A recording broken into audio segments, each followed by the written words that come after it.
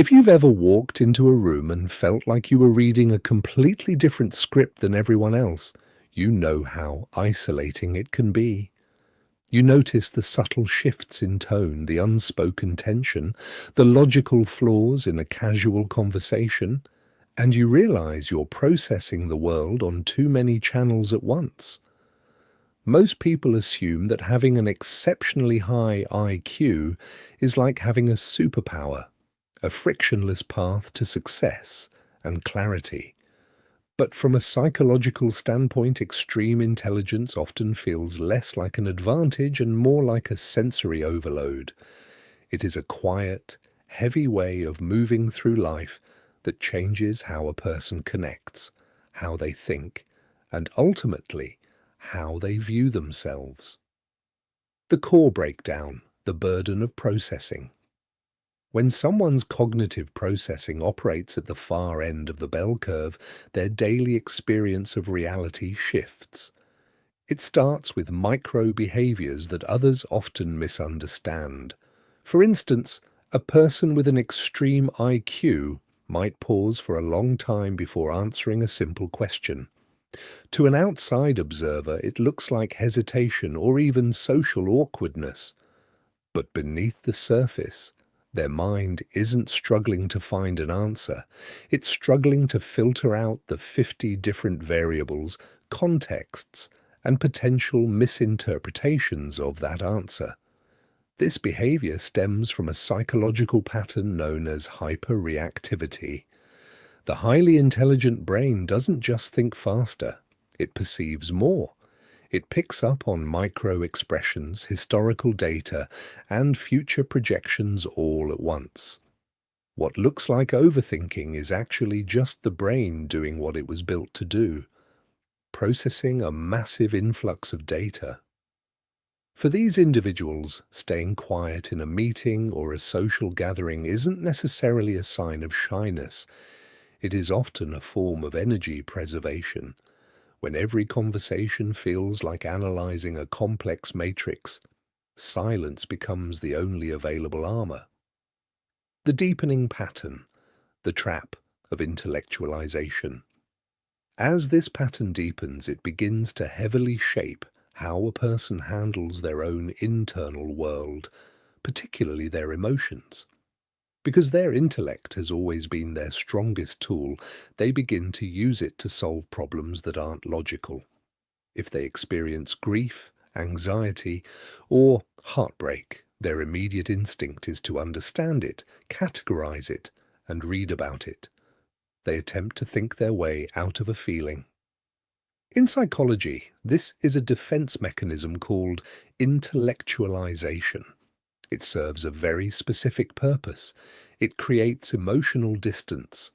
By turning a raw, painful emotion into an abstract concept to be analyzed, they feel a temporary sense of safety. They can explain exactly why they feel sad, tracing it back to childhood conditioning or neurological triggers, but they haven't actually allowed themselves to feel the sadness. This creates a strange paradox where a person can be profoundly self-aware on an intellectual level, yet feel completely disconnected from their actual body and emotional reality. It isn't a lack of feeling, it is an instinctual effort to stay in control of a mind that rarely turns off. The pattern reveal moment. And here's where it gets interesting. Most people think the biggest challenge of an extreme IQ is dealing with complex problems or feeling bored by everyday tasks. But the real struggle isn't about logic at all. It's about the profound existential loneliness that comes from a mismatch in perspective. When you see patterns that others don't, you constantly find yourself predicting outcomes that no one else anticipates. You see the collision course a project or a relationship is on months before it happens. If you speak up, you're often labeled as negative or difficult because people can't see the dots you've already connected. If you stay quiet, you have to watch the crash happen in slow motion.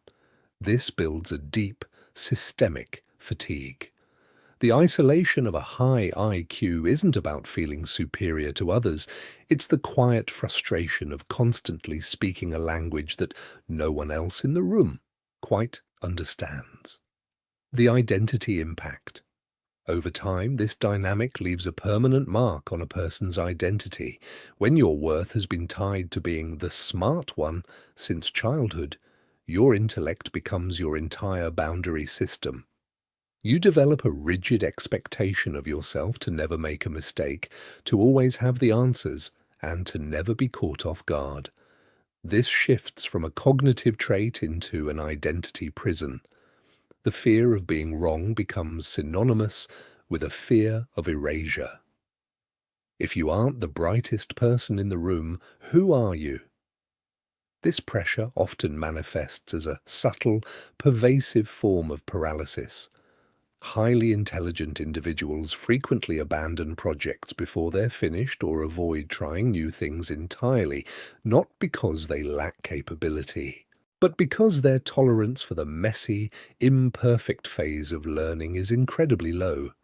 The identity demands perfection, so the mind chooses inaction to protect itself from the vulnerability of failing. Reflective close. Ultimately, living with an extreme IQ means balancing an incredibly powerful engine inside a vehicle that has to drive on ordinary roads. The unique behaviors, the intense need for solitude, the constant analysis, the emotional distance, are not defects. They are the natural adaptations of a mind trying to find equilibrium in a world that wasn't built for its specific frequency. Once you see these behaviors as patterns of protection rather than flaws, the way you view yourself begins to shift. It was never random. It was a blueprint. Understanding that pattern doesn't instantly make the world easier to navigate, but it gives you permission to stop fighting the way your mind is wired. Because recognizing how you see the world is the first step toward finding peace within it.